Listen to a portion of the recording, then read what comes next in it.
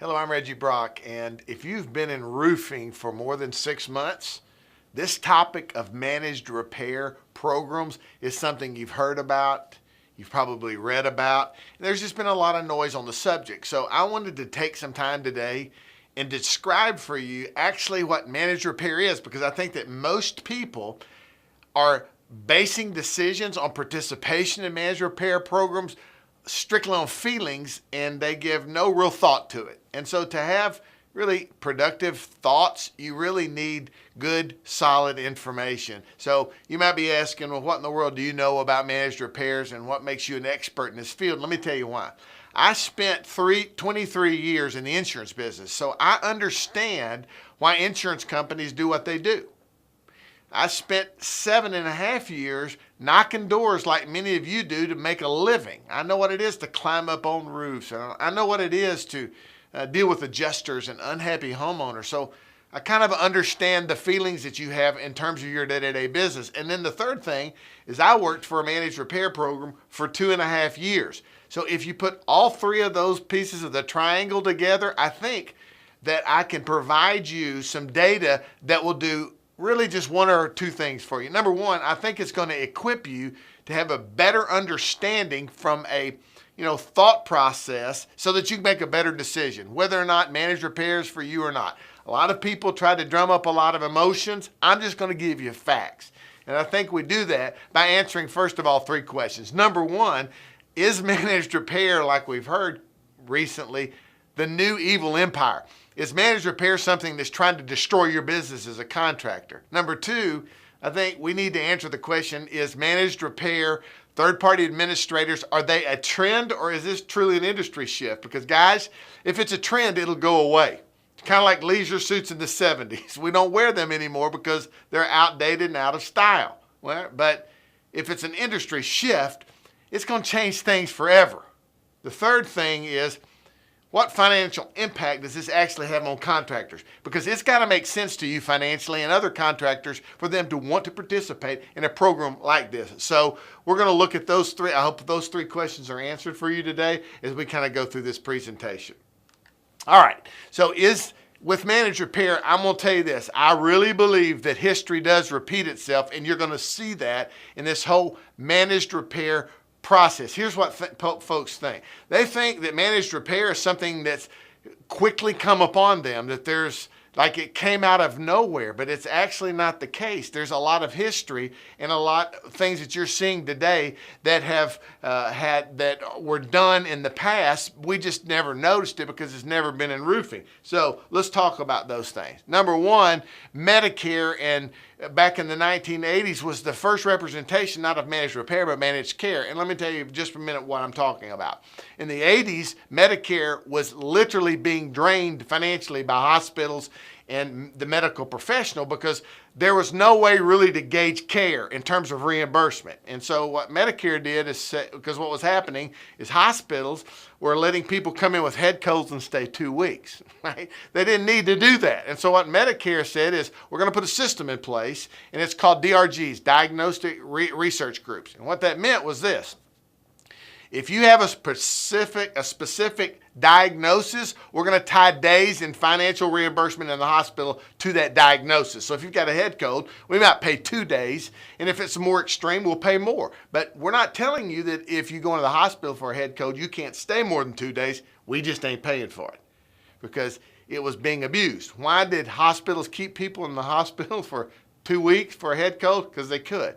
Finally, Medicare said, we're going to stop that. So that was kind of the first advent, if you will, of change medically. They started forcing proper behavior in the medical arena. Then it kind of went to the next degree, which most of us are probably more familiar with, and that's these medical networks, the HMOs, the PPOs, things like that.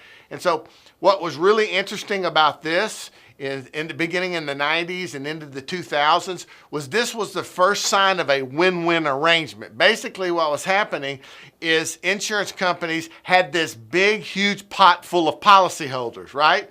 And people who needed medical attention. So what the insurance company did is said, we have X amount of policyholders that if and when they need your business, or need your services, we'd like to send them to you. We ask for one thing in exchange. And you know what that was? Advanced agreed upon pricing, right? So they went to these medical providers, hospitals, doctors, and said, look, how many people do you see a day? And the doctor might say, well, we have, 8, 10 people that come in a day.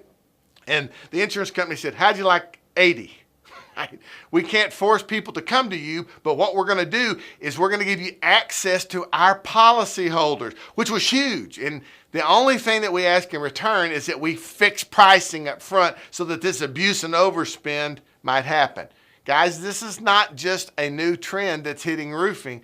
It's something that's gone on historically for years and years and years. It's just never been in our backyard.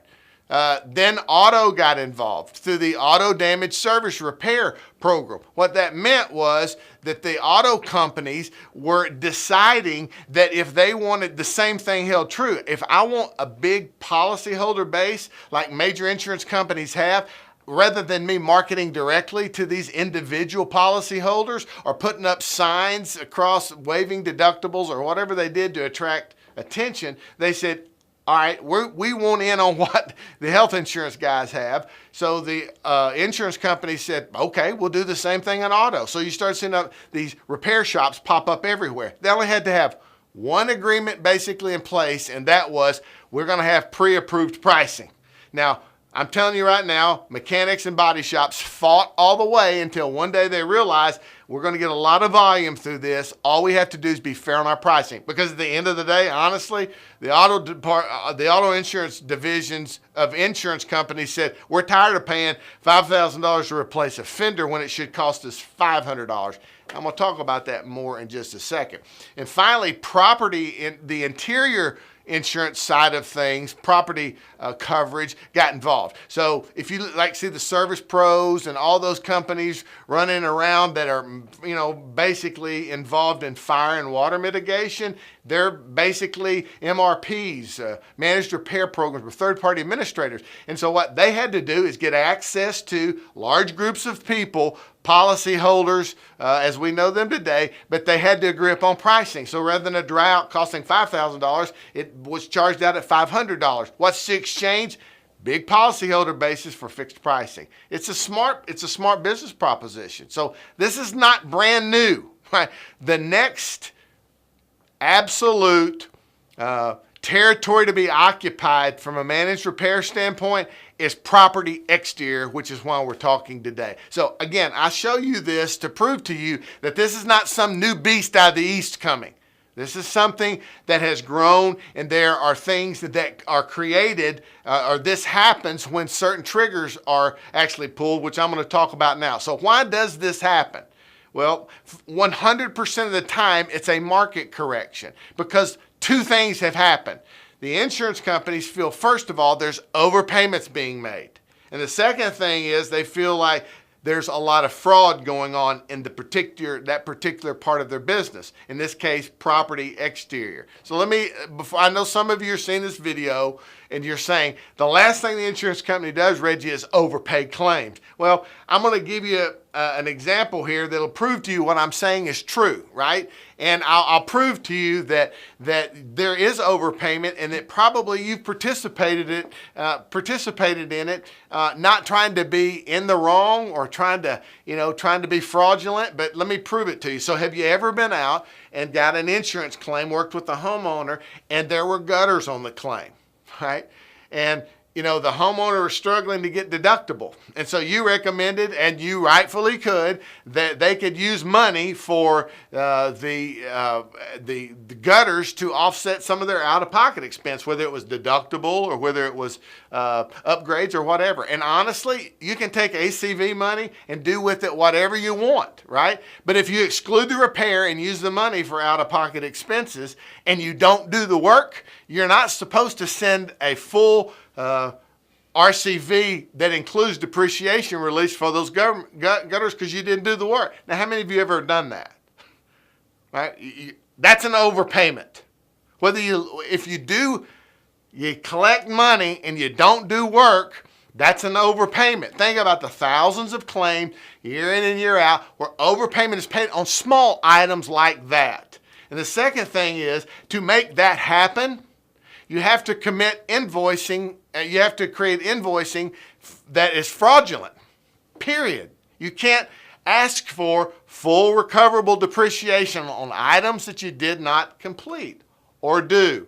So you see, the insurance company, those triggers have created this response. Again, like in medical, the insurance company and property is looking and saying, we're overpaying claims, and now we have proof of fraudulent invoicing. Something's got to be done. So property, exterior, in terms of the insurance company making a move at us to control behavior, is upon us. So again, we exclude repairs, we monkey around with deductibles, and guess what happens? The insurance companies lose all trust in us, and guess what? You've lost trust in them too.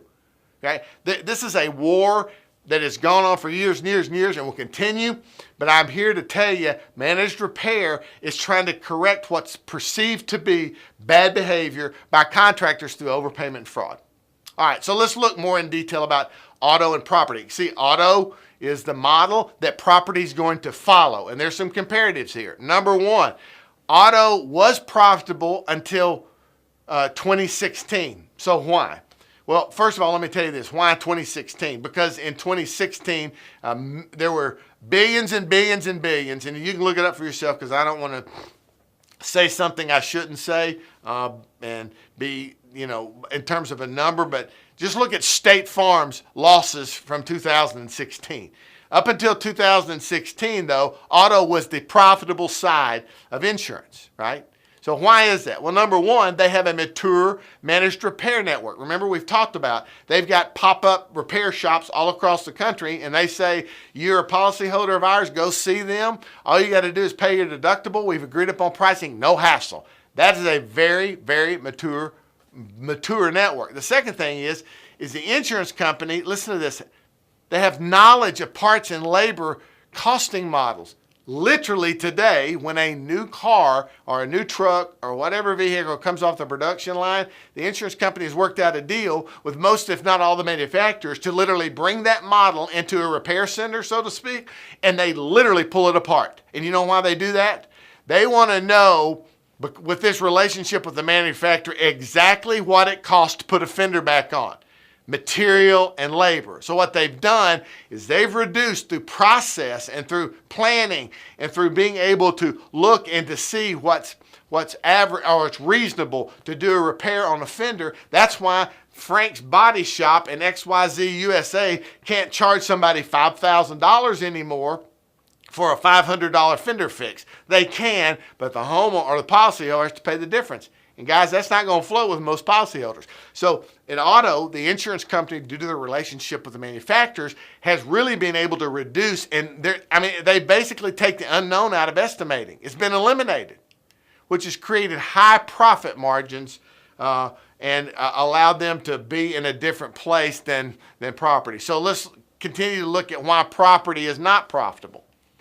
Well, the same holds true. They have an immature but growing network. They're building out contractor network across the country, but it's a slow process. It's just not mature. Secondly, they have very unrefined repair processes. You know as well as I do, going out and looking on a roof, there's things that are missed. It's not scientific yet enough because there's so many moving parts on a roof and exterior. There's a lot of things that still have to be discovered and refined. The next thing is as a result, all these unrefined repair processes, there leaves way too many unknowns. So listen to me, everybody gets defenses. I'm not getting paid enough on supplements. So it's just that constant fight that's going on because there's still too many unknowns. As a result, the insurance company feels like they're receiving overscoped estimates reflecting in overpricing of labor and material and resulting in overpayment. Listen, once they lose trust, everything we do as contractors gets under the microscope. They don't believe one thing that we're saying because if they feel like if we're charging them more because we're not doing work that they paid for, they've got to look at everything that we're doing. So every scope that comes in and their estimation is reflecting overpayment or overpricing in labor and material. Here's what you need to know. Property wants to mirror auto. This is where MRP, managed repair, third-party administration relationships are going. It's just that simple. Again, this is not new. This has modeled itself throughout the insurance industry for the last 30, 40 years. It's just now made it to our backyard. So as you talk about third-party administrators and managed repair programs, what are their future objectives? This is really important so that kind of help you see where this thing's going. Number one, they want to build and manage, and that's the key word here, independent contractor networks nationwide, right? So the management side of it means this. They really actually want to handle the process from FNOL to job complete. Now, maybe you don't know what FNOL is. That's first notice of loss. Homeowner thinks they've got damage on their property. They pick up the phone and call that 800 number. Whoever answers that phone is first notice of loss. Historically, what it's done is as that claim is filed, it's just internally processed. It's not like that anymore. Now it's a quick handoff to their third-party administrator or their managed repair company who handle everything. Everything. They use software like Xactimate to establish labor and material pricing. They manage all the contractors' behavior through SLAs. And let me stop and say this. This is the biggest challenge that MRPs and third-party administrators face, is taking a network of contractors who have done very, very well for themselves, and they're not going to be told what to do, right? So the biggest thing that the insurance company is looking for is to create a 5-star experience for the customer. And I'm going to tell you guys, whether you like this or not, if you cannot comply to guidelines suggested by the carrier, you don't need to worry about participation, because protecting the contractor, the customer experience with the homeowner is the single most important thing that they care about. And we'll talk more about that in just a second. But this thing from FNOL to job complete is being managed totally different, and it's being outsourced through third-party administrators and managed repair programs. It's happening right before our eyes right now. So there's really just a couple of things that when you accept an assignment that the third party or MRP program is asking of you. They don't ask you, they just tell you who you're going to see, where the property is located, what you need to do, and when you have it finished. This is not comfortable for most guys, but I'm just telling you, because of the bad behavior, the perceived bad behavior, or because they are sensing overpayment, and I think that I've addressed that, and fraud, they're going to come with both feet on the ground as quickly as possible and establish new engagement rules so that only those who are willing to comply and build their business on the right type of behavior and character are going to get these type of leads. And let me tell you something. When you can take the hassle out of choosing a contractor from homeowners, that's something that really appeals to them. Don't ever forget that. And the last thing that these managed repair programs, third-party administrators are going to be focused on is a grading system, because that doesn't just mean the contractor groups. That means every individual the contractor sends out to have an experience with the homeowner, they're being judged, because these managed repair programs cannot afford bad representation to the homeowner from the lead or the assignment given by the carrier. So today, what does roofing look like, right? Number one, 51% of roofs sold today are retail jobs, right? This is from ARMA, so if you want to check my data, it's in there. So 51% of all the roofs sold this year will be sold retail. 14% are new construction. 35% are insurance claims, right? Now, what's this? What's really interesting is that 35%, 75% of that group is paid by the top 10 carriers. The top 10 carriers take care of 75% of every insurance claim that is paid out every year. Now, here's what's interesting. They're the ones that are participating in structuring and building the managed repair programs quickly, because they have the most market share to take care of. Only makes sense, right? Here's the biggest challenge to this. Less than 1% of these 75% of the 35%, so to speak, stay with me, are MRP jobs. Can you imagine when that less than 1% becomes 5%, 6%, 7%, the noise and the noise that it's going to create? I've heard so much noise in the market on less than 1% share. So guys, this is not going away. It's growing. And here's what growth is going to be involved. So let's talk about the future. Number one, MRP carriers are going to expand, or there's an expansion in their focus. Now what that means is this, many managed repair companies fight for exclusive relationships. That's not going to happen in the future because carriers, especially the top 10, have way too much activity and coverage requirement to let one guy handle that. So you're going to see more. Why? Because they need more coverage, they need fuller capacity or more capacity, and without losing the five-star customer experience. So when you see dirt and there's property on it, they got to find somebody who will service and create the five-star customer experience. And guys, I'm going to tell you something. I don't care how big the managed repair program is. They can't facilitate that. It's going to require expansion of relationship. So rather than one carrier having one managed repair company, they may have 5. Here's the big reason. If you're watching this video, you probably understand that retention and acquisition is very, very important in terms of calculating your business risk. So if you know probably as well that acquiring customers is more expensive than retaining customers. So what's the key? Why do they place so much emphasis on the 5-star customer experience? Because they know that's how they'll keep their customers and not have to spend money to get more. Watch this. Most people think this. They think that homeowners leave one carrier to go to another because of rate increases or deductible increases, and that's just not the fact. The fact of the matter is that carriers lose homeowners, policyholders at the point of claim. If what you as a carrier have promised a homeowner to deliver during the time they need you, you don't perform it, they take their money and they go somewhere else. That's why managed repair programs are being utilized, because these managed repair programs are putting contractors, basically hardlining them to make for sure that the experience that the carrier requires is actually being delivered, because it costs less to keep than it does to acquire. So the 2020 growth expectations, hold your seat. By 2020, they're expecting that less than 1% to be 10%. Guys, let me ask you something. If it is 10% of the market, don't you want to, or wouldn't you want participation in that? Well, you might say, well, the managed repair is not in my neighborhood. Well, there's really one of 2 reasons why. Number one, you haven't had storm-related activity lately, or there's not enough policyholders in your area to really substantiate it now. I am telling you, though, your backyard's being looked at, and sooner than later, there's going to be managed repair programs that are coming in. And here's what I would leave you with on this topic. If you're not going to take these assignments, somebody else is going to. It'll generally be your competitor.